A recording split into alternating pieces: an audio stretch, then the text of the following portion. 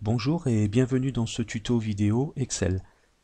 Dans ce tutoriel, vous allez apprendre à utiliser la fonction conditionnelle si imbriquée. Alors pour réaliser ce travail, j'ai saisi quelques matières, j'ai également saisi des notes sur 20. Premier objectif, c'est de calculer la moyenne de ces notes. Et ensuite, autre objectif, c'est de faire afficher une observation. Alors cette observation, nous verrons tout à l'heure comment on peut faire afficher cette observation, dépendra de trois conditions. Si la moyenne est inférieure à 10, le candidat est éliminé. Si la moyenne est comprise entre 10 et 13, dans ce cas la mention assez bien s'affiche. Et la mention bien est affichée si la moyenne est supérieure à 13. Alors on va commencer par le calcul de la moyenne. Donc comme on l'a vu dans les tutoriels précédents, on appuie sur la touche égale, on indique le nom de la fonction, on ouvre la parenthèse et on indique à l'intérieur de la parenthèse les cellules concernées. Donc ici, on voit s'afficher B6 de point B9, donc effectivement, on souhaite faire la moyenne de ces cellules. On ferme la parenthèse et on fait entrer. Donc la moyenne est à 9,38. On va maintenant faire afficher l'observation. Alors, lorsque vous avez trois conditions comme ici, vous devez passer par la fonction conditionnelle si imbriquée. On va voir le principe. Le conseil que je peux vous donner, en fait, c'est de ne pas chercher à gérer dans un premier temps la condition assez bien, hein, l'observation, l'affichage de la mention assez bien. On va tout simplement gérer la limite inférieure et ensuite la limite supérieure. Alors, on va mettre ça en pratique. Donc on va cliquer dans la cellule B13 puisque c'est la cellule qui accueille le résultat. On appuie sur la touche égale, on indique le nom de la fonction si, on ouvre la parenthèse. Alors on va commencer dans un premier temps par indiquer la condition.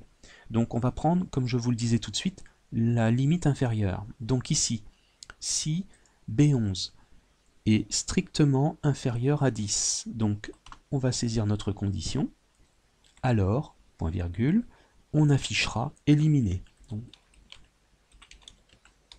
alors vous constatez que là je mets les guillemets, je saisis éliminer, tout simplement parce qu'il s'agit de l'affichage d'un texte. Donc ici, si B11 est inférieur à 10, alors on affiche éliminé. Sinon, eh bien, on ne gère pas ici, on va gérer la limite supérieure, tout simplement. Donc sinon, on repart sur le si, nouvelle condition, si, parenthèse, B11 est cette fois strictement supérieur à 13, alors, point virgule, on affichera la mention bien.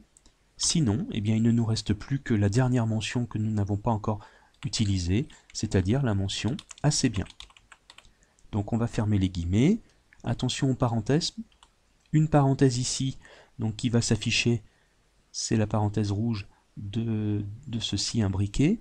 Et on ferme encore une parenthèse, puisque cette parenthèse-là correspond au premier si. Alors si on regarde notre formule dans son ensemble, on obtient donc si B11 est inférieur à 10, dans ce cas c'est éliminé. Sinon, si B11 est supérieur à 13, on affiche bien, et dans le cas contraire, il ne restera plus qu'à afficher assez bien. On va valider par entrée, et donc ici on obtient bien la mention éliminée. On va quand même vérifier que notre système fonctionne bien. On va augmenter un peu la moyenne de manière à passer entre 10 et 13 par exemple. Donc si on met 12 en culture générale, on constate que la moyenne est arrivée à 11,13. Le candidat a bien la mention assez bien.